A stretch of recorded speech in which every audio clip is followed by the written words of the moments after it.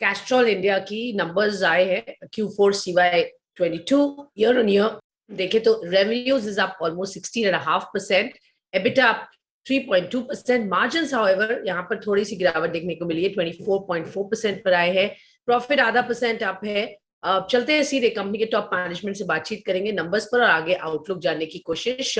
Dipesh Bakshi, CFO and whole time director Castrol India, हमारे साथ show में जुड़ रहे हैं। मिस्टर बख्शी, गुड आफ्टरनून, बहुत बहुत धन्यवाद आपका हमें समय देने के लिए। पहले तो नंबर्स सर समराइज करिए, इस बार क्वार्टर कैसा रहा, कैसे देखते हैं, और जो ट्रेंड्स दिख रहे हैं अभी specially on the profitability front, क्या यहाँ से बेहतर होने की उम्मीद है सर? नमस्कार स्वाति, सबसे पहले मैं आपको धन्यवाद देना चाहूंगा आपके चैनल पर मुझे आमंत्रित करने के लिए। कैस्ट्रॉल इंडिया का Jan to December financial year है और हमने जो रिजल्ट्स डिक्लेयर अभी किए हैं वो फोर्थ क्वार्टर के रिजल्ट्स हैं। फुल ईयर बेसिस पे टॉप लाइन और बॉटम लाइन दोनों में अच्छा प्रदर्शन हुआ है। फुल ईयर का टर्नओवर 40% बढ़ा है और पीबीटी 31% बढ़ा है। बोर्ड ने 3 रुपए का डिविडेंड भी डिक्लेयर किया है, ये फाइनल डिविडेंड है। 2.5 रुपए का हमने पहले भी डिक्लेयर किया था, तो टोटल 5.5 रुपया डिविडेंड डिक्लेयर किया है। फोर्थ क्वार्टर की अगर बात करें तो टर्नओवर 17% बढ़ा है। Third quarter sequentially also turnover 17% बढ़ा है और एक स्ट्रॉन्ग फाइनेंशियल परफॉर्मेंस रहा है और अच्छी बिजनेस ग्रोथ रही है, एक अच्छी मोमेंटम हमें दिख रही है। जैसा कि आपने पूछा था आगे का कैसा लग रहा है, हमें थोड़ी सी हेडविंड्स दिख रही हैं क्रूड ऑयल को लेकर, और हम हमेशा की तरह एक स्ट्रेटेजिक प्राइसिंग लेते हैं मार्केट में और उसके हिसाब से हम रिस्पॉन्ड करते हैं एनवायरनमेंट को। लास्ट ईयर भी 60% कॉग्स बढ़ी थी। कॉग्स मतलब कॉस्ट ऑफ गुड सोल्ड, जिसमें बेस ऑयल होता है, फॉरेक्स होता है, और हमने 3 प्राइस इंक्रीजेस ली थी मार्केट में, जनवरी में, अप्रैल में और जून में, जिससे हमने ऑलमोस्ट सारी इनपुट कॉस्ट रिकवर कर ली थी। ऑलराइट, इनपुट कॉस्ट रिकवर हुई है सर, बट मार्जिन्स जो कम आए हैं, प्राइस हाइक्स आपने कहा ली गई थी 3 बार, बट क्या वो पूरी तरह कवर नहीं कर पाए थे जितना इनपुट कॉस्ट बढ़ा है? और आगे मार्जिन की क्या ट्रेजेक्टरी रहेगी सर? आगे हमने अगर मार्जिन को देखें तो हमारा एक फ्रेम रहता है मार्जिन का। अगर आप एबिटा मार्जिन देखें तो हमारी हिस्ट्री रही है कि हम 25 से 27% के बीच में ऑपरेट करते हैं और मुझे आशा है कि हम उसी रेंज में ऑपरेट करेंगे। जो कॉस्ट इंक्रीज होती है वो इनपुट कॉस्ट को हम प्राइसिंग से लेते हैं। अभी का जो क्वार्टर रहा है उसमें डिमांड में भी स्लोनेस रही है, जैसे कि आपने देखा होगा अभी जो रिजल्ट्स डिक्लेयर हुए हैं और जो नंबर्स आए हैं ग्रोथ के, वॉल्यूम्स के, कार्स के, 4 व्हीलर्स के और 2 व्हीलर्स के, उसमें भी थोड़ी सी सॉफ्टनेस रही है। तो वो सॉफ्टनेस का इम्पैक्ट हमें भी हुआ है। इंडस्ट्रियल बिजनेस में हमें चिप शॉर्टेज की का इम्पैक्ट भी थोड़ा पड़ा है, तो उसके रीजन से ओवरऑल मार्जिन ग्रोथ फ्लैटिश रही है compare to fourth quarter of last year.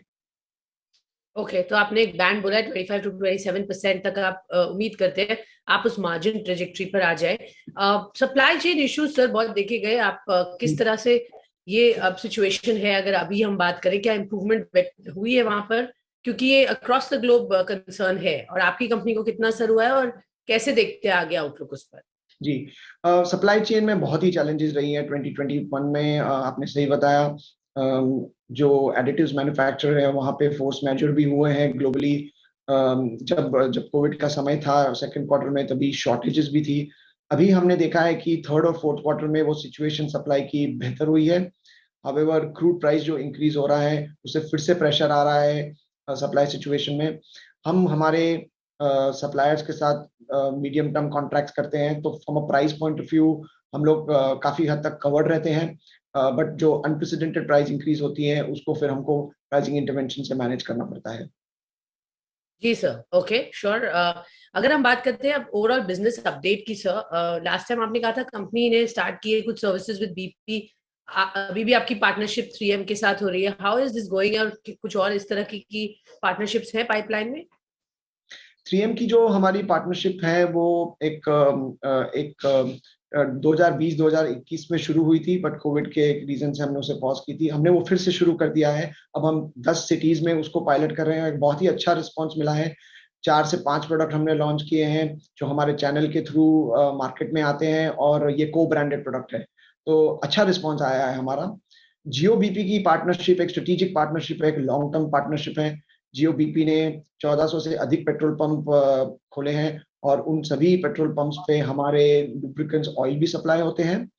और इसके अलावा हम आगे आगे कैस्ट्रॉल ल्यूब सर्विस सेंटर्स भी वहां पे खोल रहे हैं। ऑलरेडी 25 सेंटर्स वहां पे खुल चुके हैं और उसका भी बहुत ही अच्छा रिस्पॉन्स आया है। की मोबिलिटी के साथ हमारी जो डील हुई है, जिनके पास गो बम्पर की पोर्टल भी है, उसमें भी हम एक्सक्लूसिवली ल्यूब सप्लाई करते हैं, तो उसका भी हमारा प्रोग्रेस देखने को मिलेगा हमें अगले साल में। सर, अगर हम बात कर रहे हैं, आपसे न्यूज जो आई थी where you had said that आप एक्सप्लोर कर रहे हैं ऑप्शंस ईवी मैन्युफैक्चरर के साथ फॉर ईवी फ्लूइड्स की डेवलपमेंट के लिए। अभी भी आप सप्लाई करते हैं EV fluids for some companies, exactly वहां पर क्या अपडेट्स हैं, आप बता सकते हैं? देखिए, ईवी का जो गवर्नमेंट ने जो फोकस दिया है, आई थिंक ये बहुत ही काबिले तारीफ है। और इससे ना कि एक इकोनॉमी में ग्रोथ होगा, इंफ्रास्ट्रक्चर अच्छा होगा, बट सस्टेनेबल एजेंडा के लिए भी एक बहुत ही अच्छी न्यूज है। और हम इसमें पूरी तरीके से इन्वॉल्व हैं और पार्टिसिपेट करना चाहते हैं। सबसे पहले मैं आपको ग्लोबल एक पर्सपेक्टिव देना चाहता हूँ। Globally 50% of the EV manufacturers को हम कैस्ट्रॉल के ईवी फ्लूइड सप्लाई करते हैं। जहां तक भारत का सवाल है, टाई अप है टाटा मोटर्स के साथ और एमजी मोटर्स के साथ। टाटा मोटर्स और एमजी मोटर्स अभी जो भी ईवी व्हीकल्स का सेल हो रहा है, फोर व्हीलर का, उनमें उनका 80% मार्केट शेयर है।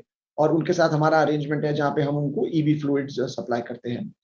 टू व्हीलर्स, उसमें हमारी बातचीत चल रही है लीडिंग ओईएम मैन्युफैक्चरर्स के साथ और हम एक्टिव डिस्कशंस में हैं। और तीसरा एरिया जहां हम प्ले करना चाहते हैं ईवी में है, वो है बैटरी चार्जिंग स्वैपिंग स्टेशंस। चाहे वो जियोबीपी की साइट हो, चाहे वो हमारे वर्कशॉप्स हो, वहां पे हम चार्जिंग स्टेशन लगाना चाहते हैं। ऑलरेडी हमारा पायलट हो चुका है, एक दो साइट्स में हमने लगाया और एक बहुत ही अच्छा रिस्पॉन्स वहां पे भी हमको देखने में मिल रहा है। जब भी ईवी का इंफ्रास्ट्रक्चर बढ़ेगा और जब ग्लोबल के सपोर्ट से, हमारी टीम के सपोर्ट से, टेक्नोलॉजी में काफी कुछ काम हो रहा है। और जैसा कि आप जानते हैं कि ईवी की टेक्नोलॉजी दिन ब दिन चेंज होती जा रही है। जैसे कैसे आप फास्टर चार्जिंग करें, उसके लिए अलग टाइप के फ्लूइड्स चाहिए। तो इसमें हम टेक्नोलॉजिकली काफी प्रोडक्ट रिसर्च कर रहे हैं और पूरी तरह से तैयार है रिस्पॉन्ड करने के लिए। ओके, तो ईवी एक बहुत बड़ा सेगमेंट आपके लिए मर्ज होकर आएगा, आप उस पर काम बहुत कर रहे हैं, ग्लोबल सपोर्ट है, जैसा आप बता रहे हो इवॉल्विंग टेक्नोलॉजी है जिस पर काम हो रहा है। बट सर, अगर लुब्रिकेंट्स की ही बात करें और सेगमेंटल परफॉर्मेंस की बात करूं, तो कैसा रहा? और आगे अब ये साल 23 में 22 कैलेंडर ईयर 22 आपके लिए कैसा जाएगा? सेगमेंटल परफॉर्मेंस के पॉइंट ऑफ व्यू से कुछ ज्यादा शिफ्ट्स दिख रहे हैं जहां ग्रोथ बेटर हो सकती है as opposed to the other segments? जी, सो देखिए, हमारे जो प्रोडक्ट्स हैं वो ऑटोमोटिव सेगमेंट्स में जाते हैं और इंडस्ट्रियल सेगमेंट्स में भी जाते हैं। ऑटोमोटिव सेगमेंट्स हमारा बड़ा पोर्टफोलियो है, ऑलमोस्ट 80% सेल ऑटोमोटिव सेगमेंट में होता है। और उसमें पर्सनल मोबिलिटी जो कार्स और बाइक्स है, उसमें हमारे सेल ज्यादा होते हैं। और कार्स और बाइक्स में न्यू टेक्नोलॉजी वहां पे भी आ रही है।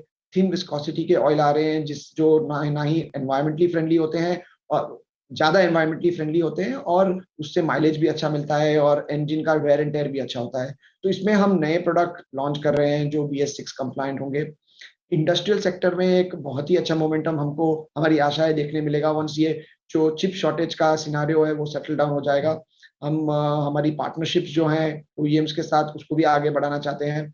तो ओवरऑल देखा जाए तो जो 2021 ईयर रहा है कंपेयर टू 2020, उसमें ऑलमोस्ट 30% हमारा वॉल्यूम ग्रोथ हुआ है। और ये चारों ही सेक्टर में, पर्सनल मोबिलिटी, कमर्शियल व्हीकल और इंडस्ट्रियल में रहा है।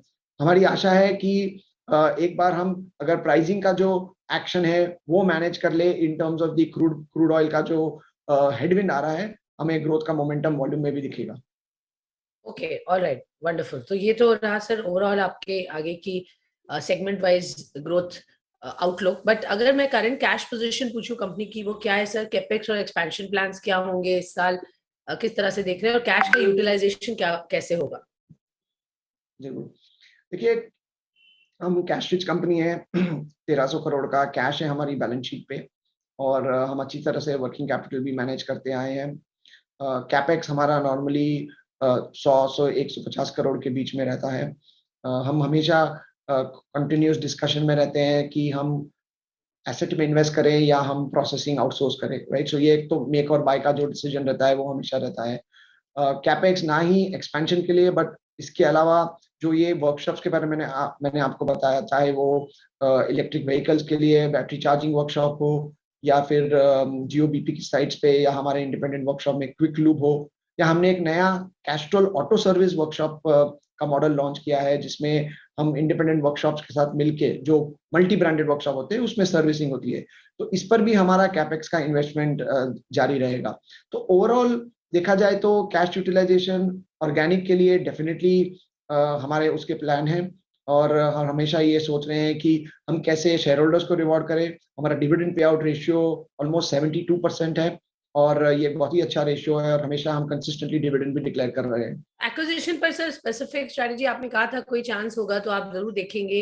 ऑब्वियसली इवॉल्विंग समय है, टेक्नोलॉजी का बहुत बड़ा प्ले होता है, तो कोई एक्विजिशन है which is on your radar, कुछ है जो आप क्लोज करने की क्लोज हैं, anything on your plate, and also किस एरिया या सेगमेंट में आप ज्यादा इंटरेस्टेड है? Organic is one way of deploying your cash. Inorganic is another way of deploying your cash. And, I think we want to be very strategic in what we do. We don't want to jump to an investment. And service and maintenance is definitely an area where we want to grow. And as I just explained, कि service and maintenance जो area है हमारा, वो एक strategic move है from product to service and maintenance. हम ये भी हम आगे सोच रहे हैं कि किस तरह से हम हमारी जो कॉग्स है, जो बेस ऑयल की कॉस्ट है, उसको हम रिड्यूस करें। तो बहुत सारे ऑप्शंस हैं और बहुत सारे डिस्कशंस होते हैं। At this point of time मुझे बताना बहुत डिफिकल्ट है कि क्या डिस्कशंस है, बट ये तो बोर्ड मैटर है, बोर्ड जब बताएगा तभी और प्रूव होगा तो हम डेफिनेटली शेयर करेंगे। But at this stage we want to make sure that we grow as an organization, not only on the core business but the new businesses as well. Quickly sir आपसे जानना चाहेंगे आपकी product launch pipeline कैसी दिख रही है इस वक्त? जी, प्रोडक्ट लाइन पाइपलाइन बहुत अच्छी दिख रही है। हम दो चीजों पे फोकस कर रहे हैं। एक तो ऐसे प्रोडक्ट्स लॉन्च कर रहे हैं जिसमें, जैसे मैंने पहले बताया था, थिन विस्कोसिटी हो, जो सस्टेनेबल प्रोडक्ट्स हो, तो एक वो है। और दूसरा ये है कि हम किस तरह से कंज्यूमर को वैल्यू ऐड करें, और जो वैल्यू फॉर मनी है कंज्यूमर के लिए, वो वैल्यू फॉर मनी उनको मिले। तो तीनों ही सेगमेंट में, चाहे वो कमर्शियल व्हीकल हो, मोटरसाइकिल ऑयल हो, या फिर पर्सनल मोबिलिटी कार्स हो, हम उसमें प्रोडक्ट्स लॉन्च का प्लान हमारे पास है, और वो सही समय पे पूरा रिसर्च हो जाएगा तब हम लॉन्च करेंगे। ऑल राइट मिस्टर बख्शी, बहुत बहुत धन्यवाद हमसे बात करने के लिए, और नंबर्स पर आपने जो अपना एनालिसिस दिया उसके लिए भी धन्यवाद। All the very best sir. Thank you very much, Ati. Nice meeting you.